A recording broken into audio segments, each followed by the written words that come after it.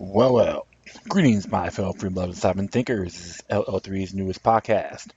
My name is Craig, transmitting from the beautiful Land of Enchantment, which is also known as the state of New Mexico. On today's date, Saturday, August 20th, 2016. Yes, it's late Saturday. I'm in the area of Rio Rancho, which is technically, I would say, northwest of Albuquerque area. That would be the great way of saying it. Just had to leave the Beehive State and do my little trip back home for the moment, but it's not completely permanent. So just browsing around and got some interesting stuff I'm gonna be talking about. Yeah, and a lot of people, talk about this thing was going on, about this victim disarmament of ammunition, if I'm correct, at Venezuela. And of course, the same bread and circuses in Washington, D.C. Regardless which side you're on, they have to pick the two. So all these campaignings, this distractions, and so forth. But I just gotta get a big kick out of it, I say. So I'm just gonna do some, address some few things, some a little bit in the past, not too far back, and of course the future as well. Not the future, but a few things I would say, maybe a good amount. I'll just rambling, so bear with me. All right. Well, the first thing, got this from a colleague of mine. Came from AOL.com. Says here, all three lawsuits against Kim Davis were just dismissed by a federal judge. Says here on Thursday, a United States District Court dismissed three previously pending lawsuits against Kim Davis, the Kentucky clerk who achieved notoriety after refusing to issue marriage licenses to same-sex couples in 2015. According to the court order, enough has changed in Kentucky since the suit were filed to render them virtually irrelevant. The state's elected new governor, Matt Bevin, who signed an executive order to take the names of the county clerks off of marriage licenses, that eventually turned into a Kentucky Senate bill to, to create a new marriage license form. The law was eventually signed into law, or referendum. That would have been better. Although Davis tried to appeal a 2015 preliminary injunction that ordered her to continue doling out marriage licenses to same-sex couples, while the case was being decided, LGBTQ Nation notes that the law had changed by the time arguments were ready to be heard. And so, on Thursday, the court officially struck down cases, writing that, in a view,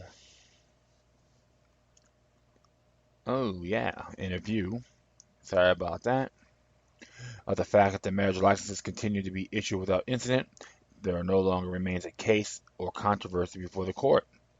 Matt Staver, the founder and chairman of Liberty Counsel and Davis Representation, called dismissal a victory in a statement according to the LGBTQ Nation. Kim Davis has won. We celebrate this victory for her and for every American. County clerks are now able to perform their public service without being forced to compromise their religious liberty. The case is now closed and the door has been shut on the ACU's attempt to assess damages against Kim Davis. This victory is not just for Kim Davis. It's victory for everyone who wants to remain true to their deeply held religious beliefs regarding marriage while faithfully serving the public. The dismissal might be a victory for Davis, but thanks to the new law that removes county clerks from the signatory process for marriage certificates, the same-sex couples in Kentucky are likely celebrating as well. And it tells you all the past stuff that occurred with the whole case. So, yeah, a lot of stuff here about the history and all that good stuff. So, happening in Kentucky. And, it's funny because marriage should be under common law, not under a license or commercial law, which a person taught me about this when I had a little discussion on it. And it's really, when it comes down to it, about a marriage license, it's got to be have permission by the state. So technically, getting a marriage license is a privilege, not a right. I say marriage is a natural born right for sure. The license made it into the privilege. But one thing I know, there are people out there, and even priests and pastors and so forth, refuse to have sign a marriage license because they said nope, it's a right, not a privilege. So, all this going on with this particular case, people, the LGBT community, their attorneys and so forth, they decide that they have to legislate it to get married, and then he gets the right, but they address it, oh, you have to have a license. This is what really gets me because it's all part of the business. Yes, it's a business. You know that? Get married, get a license. Come on. George Washington, when he got married, he didn't need a license, right? We can just go on, just give you an example. That's why I just get a big kick out of it, with this whole Kim Davis case. Oh, well, she's her faith and this and that, and Supreme Court got involved, and people were celebrating. They posted stuff on Facebook with the pride flag behind it, like superimposed with their photos. I'm like, give me a break. I'm glad that the judge did dismiss the case because they did everything by law, legislating all that. But but the truth of the matter is, true when people get married, it has to be a right, not get permission from the state. Consensual adults especially. That's why I just like I said before, just go and roam around and go, yeah, we celebrate. We get married with a license. Yes, we've been duped. Hallelujah. Guys, think about that, my friends. Black's Law Dictionary tells you all about it. I did a. You can probably look at the Kim Davis case I did before, like a couple years. I think say last year. You can look at my archives to check it out. Well, I'm not going to talk about this enough. Why this was the first thing on the topic. This I got to get this off my chest. Well, next one here actually came from a link, another day in the Empire, which is Kurt Nemo's new site, latest site. He was involved with Infowars, and there's a link here which came out a few days ago by Axis of Logic. It says here, we need to distance ourselves from NATO if we want to avoid war. And as it is by Leif Endler, Anders Ramojo, and Martin Gillen. And it says here, the risk of nuclear war has never been greater, and it's partly because of NATO rearmament of European countries bordering on Russia. However, these countries will also be targeted if Putin decides to strike back. Thus, it's three Swedish doctors in an article in Göteborgs-Posten on Friday, August 12th. During the Cuban Missile Crisis, President Kennedy discussed with his advisors the various options available. One involved a limited attack on Soviet missile bases. Moscow is supposed to accept such a response rather than fight back in a way that would result in devastation of both the U.S. and Soviet Union. During the years from 1950s to the 80s, there was a doctrine of military strategy and national security policy known as MAD, Mutual Assured Destruction. MAD means that if a great power attacks first, it will always be possible for the attacked nation to retaliate. The ability to strike back serves as a sufficient deterrent. The relative security that the MAD doctrine created no longer exists. The U.S. and Russia now mutually accuse each other openly of constituting an existential threat. The military strategic balance is becoming increasingly uneven. The U.S. nuclear rearmament and NATO's encirclement of Russia have created a highly insecure, and dangerous world situation. The advantages of having the first strike becomes harder to resist. with the support of NATO. Romania and Poland are now installing a new American defense robot system called Aegis Ashore. President Putin has warned the two countries that in case of a military conflict, they will become the primary objectives. Russia's concern for this Army-first attack appears to be genuine. Whether the concern is well-founded, we can't not know. What is crucial to our security are the actual thoughts and plans of each superpower. The risk has never been greater. Former U.S. Secretary William Perry has warned that the risk of nuclear war is now greater than ever. The reasons are, among other things, the following: the breaking of the agreement after the dissolution of the Soviet Union in 1990 not to expand NATO. The number of NATO nations has increased from 13 to 28. NATO illegally intervention in Yugoslavia in 1999 with the separation of Kosovo. Termination of the ABN Treaty, Anti-Ballistic Missile Treaty in 2001. The establishment of the anti-missile bases in Romania and Poland, bases that can easily be reprogrammed to serve for attack robots. The upgrading of the U.S. nuclear weapons at a cost of $12 trillion. The illegal U.S. coup that's in 2014 Ukraine.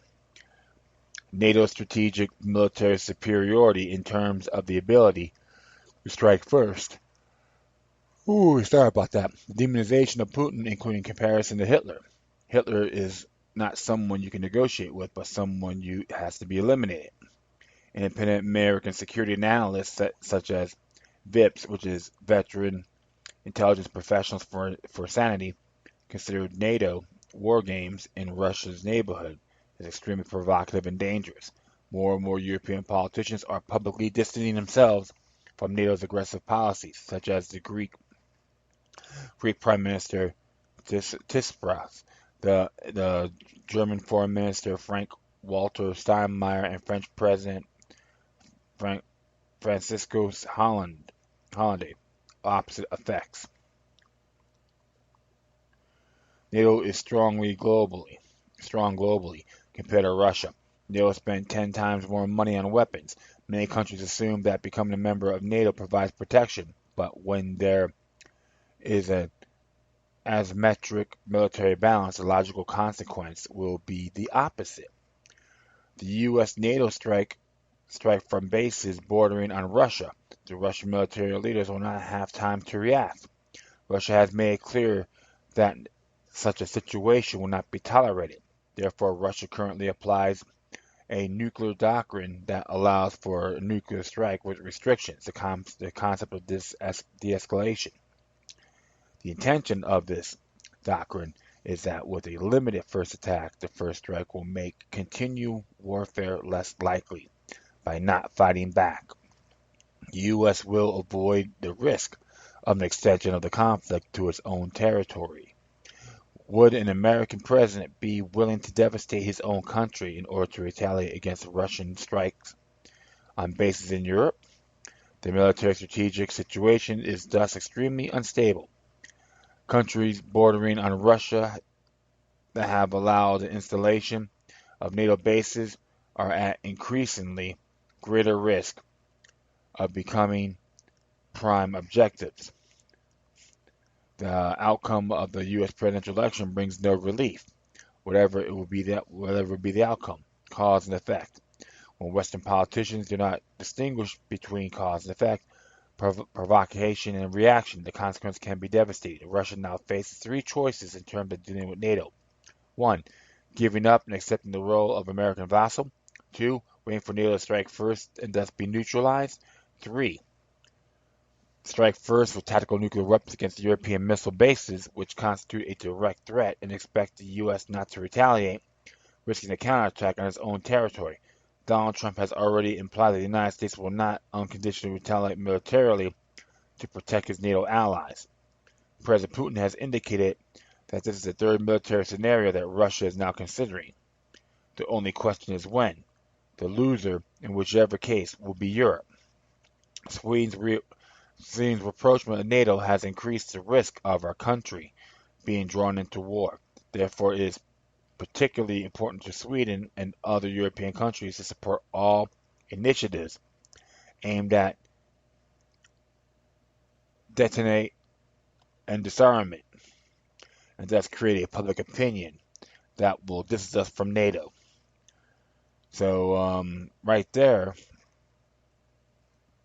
it's like playing with people, jeopardizing people's lives. A lot of us are really questioning and criticizing the North American Treaty Organization, North Atlantic Treaty Organization. That's what NATO stands for, and trying to bully everyone around. This is very dangerous to everyone. Doesn't matter what side of the coin, doesn't matter who you're supporting. I'm not gonna go around praising Putin, but you can't really blame him because if you're gonna have people do war games on your own backyard, that is considered a threat. What would happen if Russia goes near 12 miles off the coastline or right around the Atlantic Ocean do their war games and or have troops in Mexico doing that near the border? Would the United States, what the United States going to think about that? Hey, they're are trying to tread on us, make it to a threat. So you have to prepare yourself. And I have to agree. I said I'm not praising Trump, but he's right about that about with NATO because it is cockeyed. You know, that's why you have to always, like I said, like I tell folks, no one wants to go to war. Period. All right, these political bobbleheads want to go and meddle with other nations and so forth, or taunt Russia. You know what? Let them go on the front. Let's see how tough these clowns really are. And like I said, you always, I do have to agree, Europe will lose. You know, if something like this happened, Lord forbid. And right now, the whole continent itself in general has been being extinguished with their culture and their heritage too. And this war would be like the final chapter for them. No one wants to see this happening by all sides. So always gotta always have to always look at like I say, look at the bigger picture. All right, well, enough of that digressing in that area. This one came from the Activist Post, and it says here, the Federal Reserve just made a Facebook page and it's getting destroyed by trolls. I'm like, oh really? I'm gonna have to look for that. Written by Carrie Welder.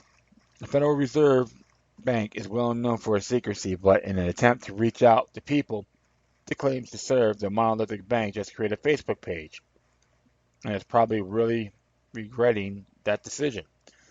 Unlike Twitter, where the Fed decides which comments to reply and therefore will show up publicly on its page, public Facebook page launched Thursday morning. It's not as restrictive. In fact, the Board of Governors of the Federal Reserve System page has been relentlessly trolled since it went up. Let's find out about that. Let's check this out. Really? That is interesting. Yes, they do have a Facebook page. Wow. That's pretty pathetic. Yeah, they do have it. And I don't see any likes for this, right? Let me see here. Absolutely not. No, nothing at all. Wow. Yep, came out a few days ago. Make decisions to help promote the health of the U.S. economy and stability of the U.S. financial system. Ha ha, good joke. That is great.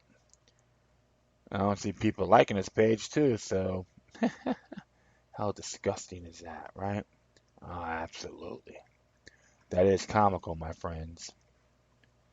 Very, very comical. But let's head back here. That is comical. And it says here, the Federal Reserve Bank was originally crafted largely by bankers, including J.P. Morgan and Chase Company, It has never been fully audited since the Federal Reserve Act was passed in 1913, yet it enjoys an omnipresent status in the United States. As the Fed's Facebook page points out, over the years, its role in banking the economy has expanded.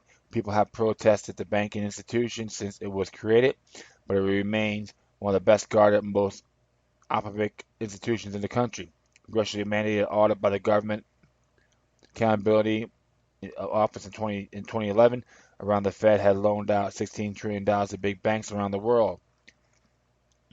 As noted by Senator Bernie Sanders at the time, this is a clear case of socialism for the rich and rugged.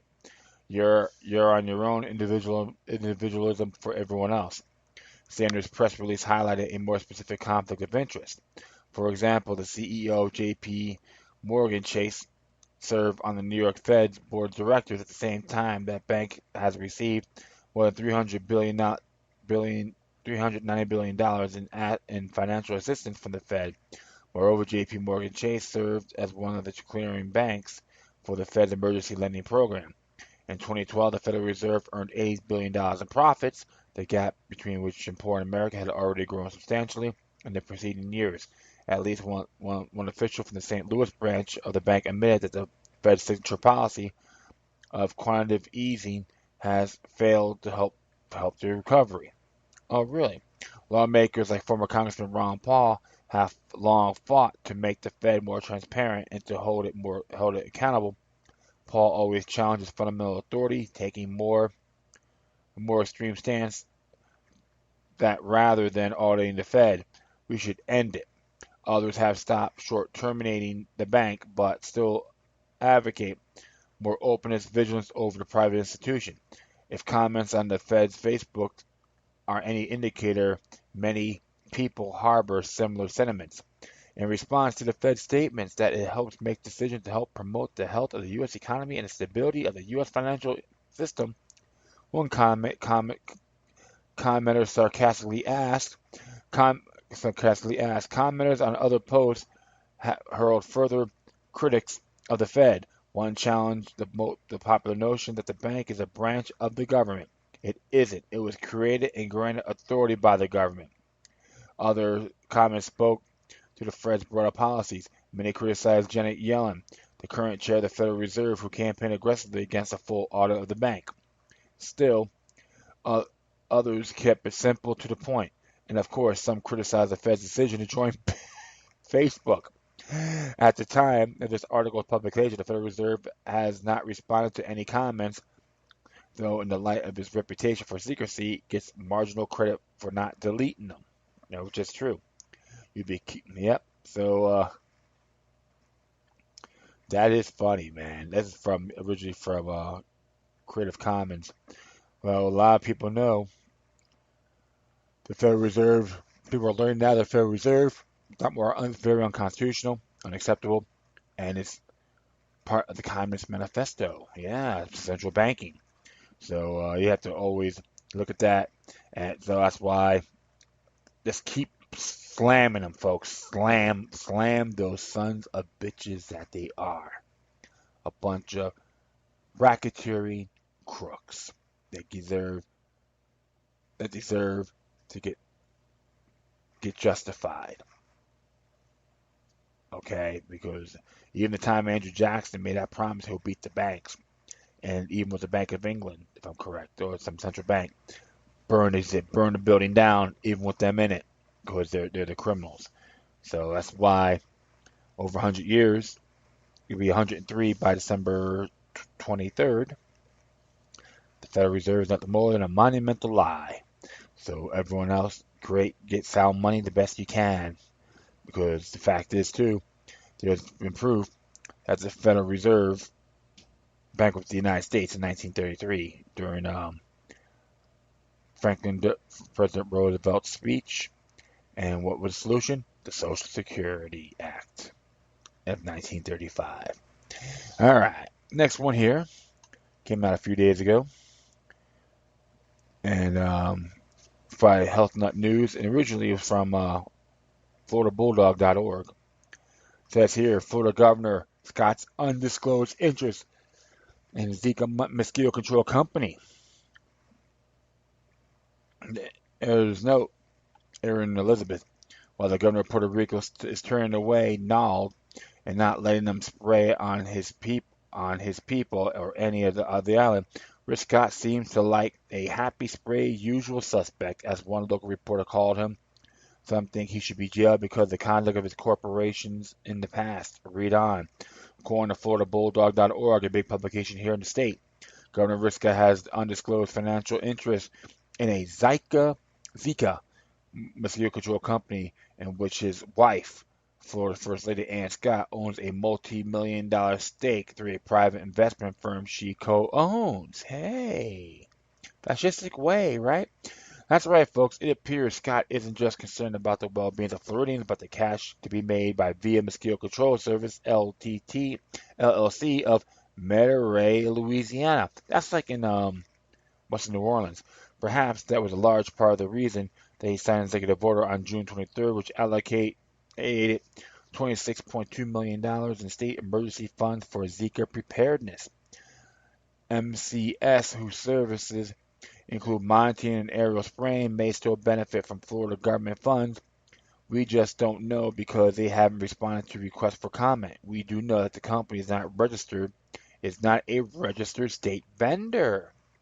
Interesting, huh? But that's just but that is really the tip of the disgusting iceberg.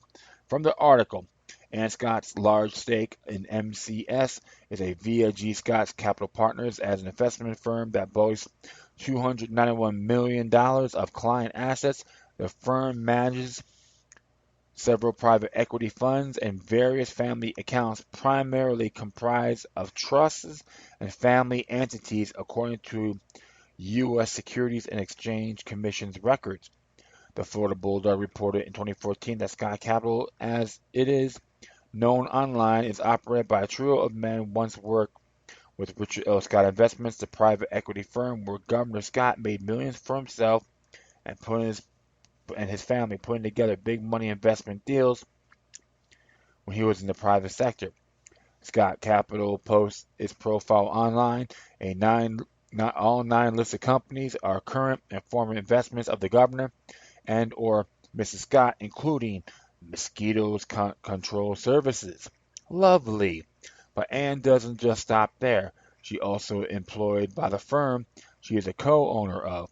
That means she's just funnels the money into the money she owns as an interior decorator and owner of AS Interiors LLC, a passive investor in G. Scott Capital. Gregory Scott owns 50 to 75% of the Delaware Holding Company that owns 9% of G. Scott Capital, according to the SEC. The First Lady owns the rest through the Francis Annette Scott Revocable Trust, which owns Tally One, a Delaware company that in turn owns 25 to 50% of the G. Scott Holdings LLC. Has your head start spinning yet? Thankfully, Governor Scott, state and federal law are different, so he doesn't have to disclose his ownership interest in his wife's investments, and he won't talk about it, he or his wife. The governor's office has declined to discuss the matter or make the governor or first lady available for an interview. Super duper. More from the article. The Florida governor, a multi-millionaire, put his personal investments in a qualified blind trust that his office has described as being overseen by an independent financial professional. Florida public officers who use such a trust to blind themselves to the nature of their holdings get in exchange immunity from prohibited conflicts of interest under the law that Scott signed in 2013. FloridaBulldog.org has reported, however, that the person overseeing Governor Scott's trust is yet another former employee at Richard L. Scott's Investments, that the trust has been ineffective in keeping the governor's assets secret. If he seems shady, it's only because you know how to read. Check this out. When Scott took office in 2011, he transferred millions of dollars in assets to his wife, including a $62 million investment in the walk-in clinic chain Antic. Mr. Scott reportedly sold a stake in Atlantic in the same year. This caused an uproar about perceived conflict of interest. Florida's ethics laws generally prohibit public officials from having an ownership interest in companies that do business with the state or or are subject to state regulation. In 2013, Scott has an undisclosed ownership stake at Spectra Energy. When Florida's Public Service Commission, 5 members appointed by Scott, unanimously approved construction of a $3 billion Sabal Trail natural gas pipeline, a joint venture of Spectra and NextEra Energy. Scott also has a $712,000 stake in Energy Transfer as affiliate and subsidiary. Energy Transfer owns a 50% interest in the Florida Gas Transmission Pipeline, which delivers nearly 65% of natural gas consumed in Florida. In 2012, Scott owned a $210,000 stake in the private equity firm that owned 21st Century Oncology. That year, the All Republicans governing board of taxpayer-supported Broward Health awarded the company an unprecedented 25-year no-bid contract to supply radiation oncology services. The governor appoints Broward Health board members. This guy is slimy. Look very carefully and you see and hear the chopper right at the beginning of the video. Our neighbor has made this and was not expecting to have black copters spraying over her house, so he didn't have the camera ready sooner. And there's lots of information on here as well, so check it out yourselves. Well, Flip Flop Scott does it again. And all those people that voted for him, and there's people I know that vote for this guy, you just been duped once again. Hallelujah. And I'm not a person that supported Charlie Christie. I live in the great state of Florida. I didn't support the flip-flopping lame duck glamour twins, okay? I didn't vote for Rick Scott twice either. That's how I'm not really impressed with this man. He'll try to do some good things, but he does crap like this. Totally half-assed and unacceptable. And I did talk about Nald and on my past episodes, but I did put that on this. I did add a link to this to the story. It tells you about what Nald can do. It says here like organ toxicity, under organ toxicity or chronic toxicity is a thing called organ toxicity. To see, Nald primarily affects the nervous system throughout choline. Choline, cholinesterase inhibition, which there is a deactivation of cholinesterase, an enzyme required for proper nerve functioning. Lab studies shown liver damage in rats. And it says here about fate in humans and animals. Knowledge is rarely absorbed in the bloodstream through all normal routes of exposure: skin, lungs, and guts. Metabolism is in the liver. Accumulation may occur in the bones, which is it for rats. No accumulation effects have been reported in man. Excretion is through the urine. Huh. So, real healthy stuff, right? And you got the asswipe governor supports these things according to the article. So, yeah, you need to arrest this guy, impeach him, and take his scumbag wife with them, as far as I'm concerned. I don't give a damn if you folks like these people, because one thing I know for sure, I don't trust these slime bags. It doesn't matter if they're a Democrat or Republican. If you're going to make people sick and use a Zika mosquito thing as a fear factor, spray this garbage, they need to get locked up, as far as I'm concerned. I don't give them how much money they have. They're filthy pigs that they are. That's all I gotta say about that. Next one here came from LibertyBlitzkrieg.com, and a little commentary here. It says, in election 2016, why defeating Trump will make Trump go away. And it says here, in the wake of Trump's recent hiring of Breitbart Steve Bannon to campaign CEO, a June article published in Vanity Fair is now receiving a lot of attention. Here are a few excerpts from the article. Is Donald Trump's endgame the launch of Trump News? The breakout media star of 2016 is inarguably Donald Trump, who has masterfully and horrifyingly demonstrated an aptitude for manipulating the news cycle, gaining billions of dollars worth of free airtime, dominating coverage on every screen. Now, several people around him are looking for a way to leverage his supporters into a new media platform and cable channel. Trump is indeed considering creating his own media business built on an audience that supported him thus far in his bid to become the next president of the United States. According to several people briefed on the discussions, the presumptive Republican nominee examining the opportunity presented by the audience currently supporting him.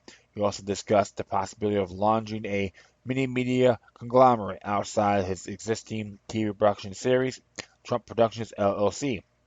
He has, according to one of these people, enlisted the consultation of his daughter Ivanka Trump and son-in-law Jared Kushner, who owns the New York Observer. Hey! Trump's rationale, according to his person, is that win or lose, we are onto something here. We've triggered a base of the population that hasn't had a voice in a long time. For his part, Kushner was heard at a New York dinner party saying that the people here don't understand why I'm seeing. You go to these arenas and people go crazy for him. Both Kushner and Ivanka Trump did not respond to requests for comment.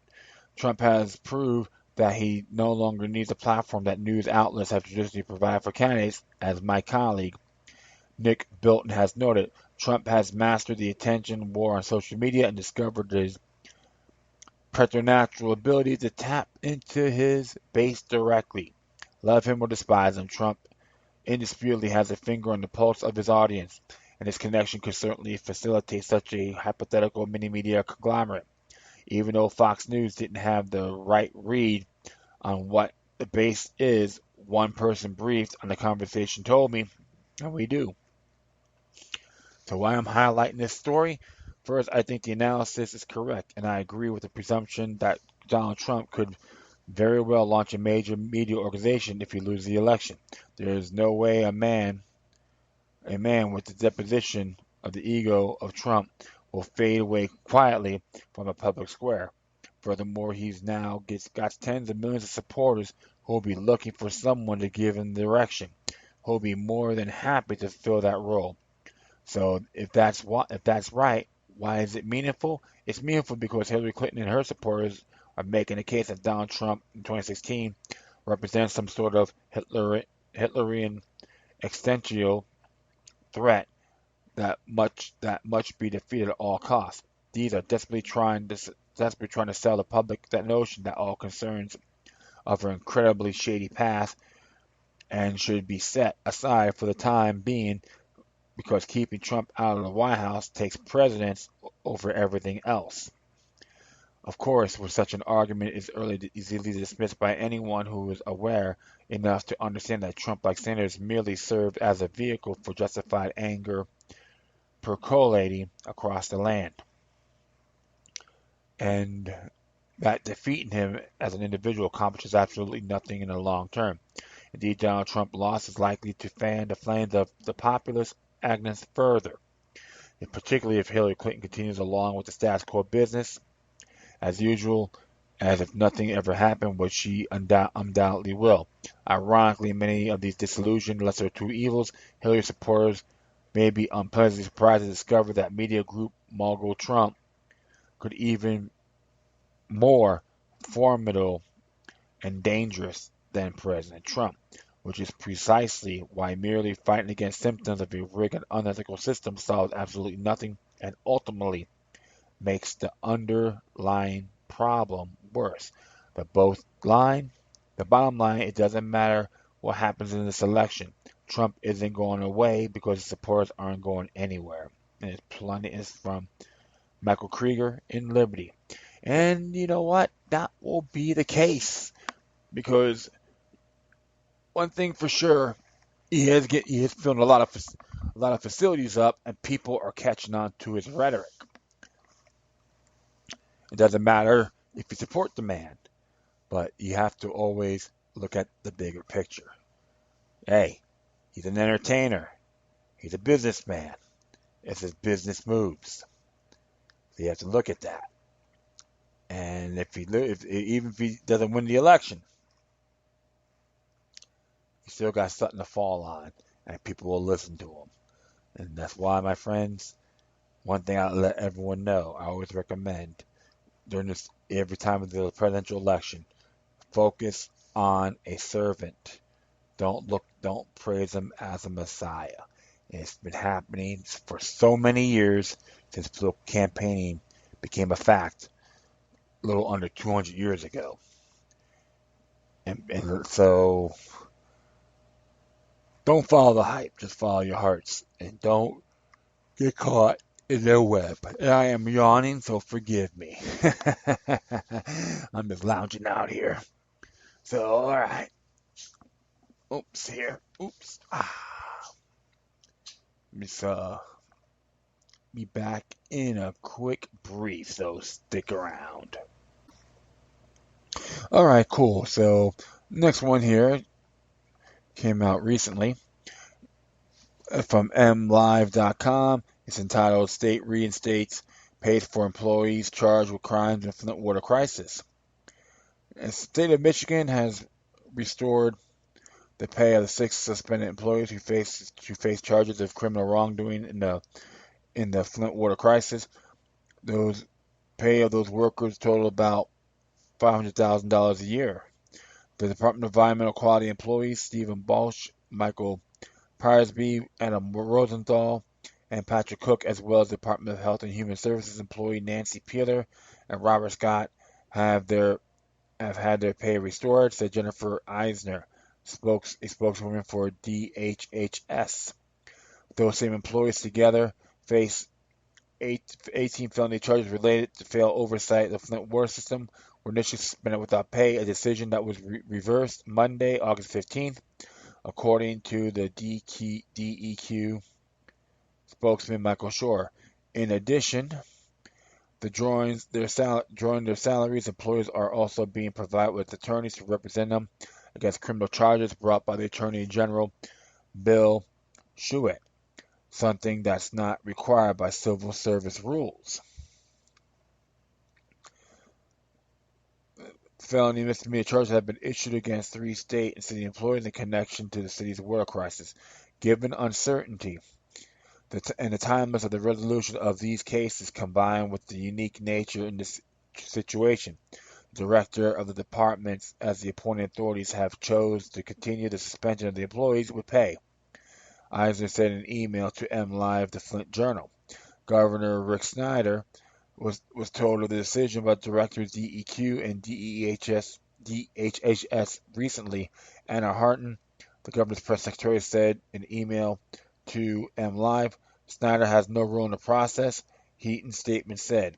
She declined to comment further on the decision. And of course here, the confirmation change of policy just days after the new DEQ director, Heidi Gerther, told reporters last week that the suspended employees were not being paid because it has not been traditionally been done that way, as I understand it. But Gerther suggested questions were evolving. Right now we're exploring, trying to figure it out. What does that mean? Does that mean for a certain period of time? One thing that's important to remember that these people under the Constitution are innocent until proven guilty, and has not yet happened, Gerther said. In addition to the suspended employees, 2 former state workers also have been charged in a Flint water investigation by Attorney General Bill Schuette.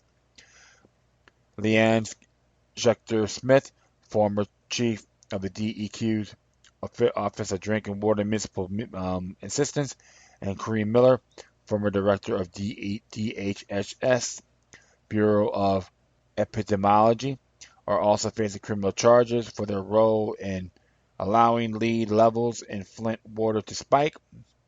Schechter Smith was fired from her position, while Miller retired from her job, state officials have said. The remaining suspended employees will collect their salaries but be off the job for the time being. Here is more information about each suspended state employees, including salary information from the State Civil Service Commission. MLive requested the salary information through the Freedom of Information Act. Peeler, director of DHHS Program for Maternal, Infant, and Early Childhood Home Visiting, is charged with misconduct in office, conspiracy, and willfully neglected duty. She is in line to collect an annual salary of $101,891. Bosch, a direct supervisor of DEQ, is charged with 2 counts of misconduct in office, 2 counts of or tampering with evidence, and 2 violations of the Safe Drinking Water Act. His hourly rate of pay is $44.96, translating to a salary of more than $93,000. Cook, the DEQ official responsible for compliance with lead and copper monitoring, is charged with willful neglect of duty, misconduct in office, and conspiracy. He is paid $39.51 an hour for an annual salary of $82,180. Prisby, a district engineer at DEQ, is charged with 2 counts of misconduct in office, 2 counts or tampering with evidence, and 2 violations of Safe Drinking Water Act. His hourly rate of pay is $36.57, giving him an annual salary of $74,880. Scott, data manager for Healthy Homes Lean Prevention Program at DHHS, is charged with misconduct, conspiracy, and willful neglect of duty. His hourly pay rate is $35.87, making his annual salary of $74,609.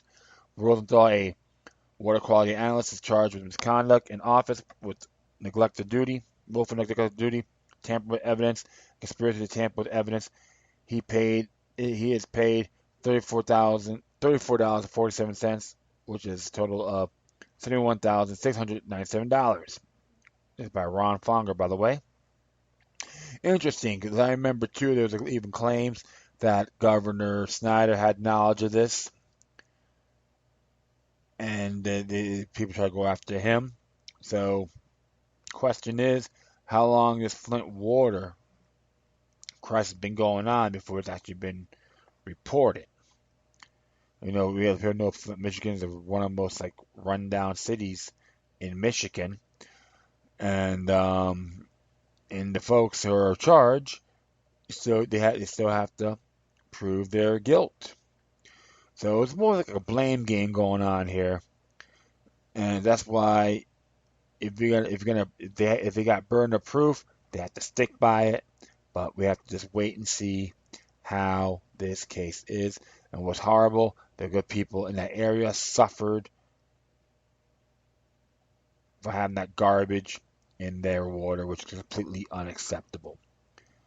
So, what I say, see how the trial goes, and take it from there. All right, this one here came from Suzanne Posel, came out yesterday. It's entitled, by Occupy Corporatism, it's entitled, What Was the U.S. Ending Use of Private Prisons Means for You? It says here, thanks for the Department of Justice announcement they are phasing out contracts with private prison corporation stocks and Corrections Corporation of America and GEO Group, which took a nosedive in the market. Under the George W. Bush administration, the use of private corporations for prisons was launched with the Operation Streamline initiative, which mainly focused on illegal immigrants. President Obama expanded this program. In the DOJ report, privatization of prisons has created an unsafe environment. In fact, 14 BOP institutions or contracts provided inadequate security and safety, demonstrating the benefits of public prisons over private institutions. Recommendations by the DOJ include refusal to re-up contracts and let current agreements with private prisons lapse. Companies like CCA have been reducing their contractual agreements prior to this change, citing that the BOP correctional facilities only make up 7% of their business. This is true across the board, as GEO Group has also reduced their business with several federal agencies. To put this into perspective, one contract between CCA and the city of Dilley, Texas, cost taxpayers $244.7 million, or 1/10 of the corporation's annual revenue stream. In 2014, Federal Bureau of Prisons spent $639 million on private prisons. Between 1980 and 2013, the prison population spiked by 800%, The FBP expanded to include 13 private prisons, 5 located in Texas, but around the nation there are 130 private prisons. Deputy Attorney General Sally Yates explained that private prisons imply does not provide the same level of correctional services, program, and resources. They do not save substantially on costs, as is noted in the recent reports by the department's Office of Inspectors General. They do not maintain the same level of safety and security. This change in privatization of federal prisons followed comments 2 years ago made by Attorney General Eric Holder at New York University Branson for Justice on how federal prison population has dropped by 5,000 inmates for the first time in nearly a decade. In co-assigned 2014 BCJ report revealed that there is a need for reorientating the way prosecutors bring criminal charges and make recommendations for sentencing. Recommendations made by the BCJ report include U.S. Attorney implement as a best practice self-evaluations of their offices using success measures for priorities. U.S. Attorneys change individual prosecutors' evaluations to include similar success measures. The Department of Justice adds success measures for core priorities when evaluating U.S. Attorney offices. The Department of Justice modifies the model individual prosecutor evaluation form to include similar success measures. The Department of Justice provides additional funding for U.S. Attorney's Office that achieve certain success measures. Additional reforms such as using the bully pulpit, expanding training and interviewing practices, expanding access to data, and increasing coordination for federal grant dollars. Timothy Heppy, U.S. Attorney for the Western District of Virginia, told Congressional Judiciary Committee, CJC, in the same year that we currently have the largest prison population with 1 in every 100 adults in prison or in jail. Currently, U.S. prison houses an estimate 2,239,751 persons, more than China by 599,751. According to Unlock America, prison populations are now 8 times what they were in 1970. When it comes to criminal offenses, 96.9% of cases proceeded with included pleas in order to avoid trial, because drug offenders account for 50% of the male federal prison population and 58% of the federal female prison population. When taken into account that blacks were 10.1 times more likely than whites to enter the prison for drug offenses, it begins to become clearly that racism is a big part of the scheme to incarcerate as many Americans as possible. Privatization of prisons has also contributed to the horrible conditions that they are in, as well as the necessity for 100% capacity for increase in profit margins. A record 90% of inmates in the U.S. are held in private prisons, meaning that they are incarcerated with for-profit corporate facility, including GEO Group and Corrections Corporations of America. Both CCA and GEO Group are publicly traded corporations and take in several hundreds of billions of dollars in revenue annually. The CCA attributes its lucrative investment to potential future stockholders, to their high recidivism rate, which ensures they will continue to be relevant and necessary. Anamark, a corporation for food to prisons, was caught 65 times for failing to provide food or ran out of food, including 5 recorded cases of maggots found in food Amarak provided. This corporation also charged recipes including substandard ingredients. They saved money in Arizona back in 2013. Medical spending dropped by $30 million after it was privatized, while staffing levels also dropped. However, within the first 8 months of 2013, 50 prisoners died within the Department of Corrections custody. Well. One thing I'm happy about, I'm glad it has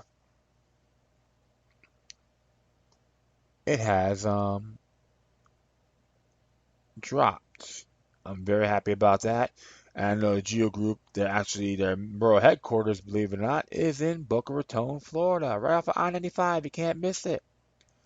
So I'm happy to see that, because Because they even try to get involved in the state's affairs too, by making deals with the state government. Oh yeah, we need this many people, but we'll save you money. So it's a whole, racketeering, fascistic way of doing things. And one thing I know for sure is always I gotta laugh about it. I think it's great. So you know what? Thumbs up. Even though I'm not too crazy with the Obama administration, but when it comes to private prisons, that's great. And this is what I always tell people: you want to hurt the private prisons when they try to do things on the state and local level. Start nullifying victimless crime laws and do things on jury nullification. If there's no victim to a crime, you can say not guilty. So you guys get that power. Don't be afraid of the system, whatever you do, okay? Clogging it is fantastic. All right, finally here. Came out yesterday by futuristtech.info. This one's entitled International Space Station Could Be Controlled by a Private Entity by the mid-2020s per NASA. By Daryl Etherington. It says here NASA is giving, by TechCrunch here, NASA is giving us more insight. We're going to find out right now here. Yeah, so by TechCrunch originally. So I'll just keep that instead. NASA is giving us more insight into its plans to get humans to Mars under the blanket mission called A Journey to Mars during the press conference. NASA Deputy Associate Administrator for Exploration and Development Bill Hill revealed that the current hope is to hand off control to the International Space Station to a commercial owner by sometime around the mid-2020s. NASA is trying to develop economic development in low Earth orbit. Hill said, speaking on a panel, a NASA staff assembled to discuss the upcoming Mars mission. Ultimately, our desire is to hand the space station over to either a commercial entity or some other commercial capability so that research can continue in low Earth orbit. Research can continue in low Earth orbit. Oh, well, let's say it twice. Wow. The timing fits with the end of the U.S. government's current funding of the ISS program, which extended by President Obama's administration from its original deorbiting date of 2016 to 2020. Operations were prolonged through 2024 to help give NASA a platform from which to run its near-Earth preparatory missions leading up to the ultimate manned mission to Mars. NASA didn't specify any potential buyers, but two commercial entities are about to add significant real estate to the ISS. A new docking adapter is being put in place to support a crew shuttle mission from Boeing and SpaceX, both which are set to start shuttling personnel to the station in 2017. SpaceX had been running resupply missions for the ISS and NASA since 2012, has completed 9 such missions to date. SpaceX CEO Elon Musk has seemed more interested in making it to Mars and building commercial space stations, but the space-faring startup would be an interesting candidate in the terms of private companies who could potentially assume the control of ISS. Well, interesting thing there. Something to think about. And we got to see who can take the task, right? Yeah, I would say that. Be very interesting. Probably try to save federal money too. So, but you never know. You know how these big government hacks are. It'll be something to look at. And I'm not gonna digress on this. So that is all for now. Plus, please feel free to download and share throughout your social media networks. If you have any questions, comments, whether it's good or bad, or positive or negative, always send it with decorum. Or you can feel free to send me any information I can find interesting. You can hit me on Facebook, Twitter, Google+, Spreaker, iHeartRadio, YouTube, Tumblr, Freedoms Network, and Scene.life. Or you can email me at LokiLuck3, which is number 3, and it's all together at gmail.com. Before I go, I decided to play a song today. Go, why not? Do one. And it's a classic. band called Candlemass, which are based out of Sweden, which is still around. But they had this vocal theme beside McCorn was in it. So remember, it's all Leif Elding's baby anyway. And it's called At the Gallows End. I thought about it when I was driving home. Had a little bit negative energy when I was leaving Utah, the place I was staying at. But that's how far I'm going to go on it. A little bit more relieved. I'm going to play that song. So, like I say, thank you for listening. But always remember that demoniac resistance is healthy for the soul and can liberate humanity. Until next time, take care of yourselves. Keep on spreading love, and may your guardian spirits be with you.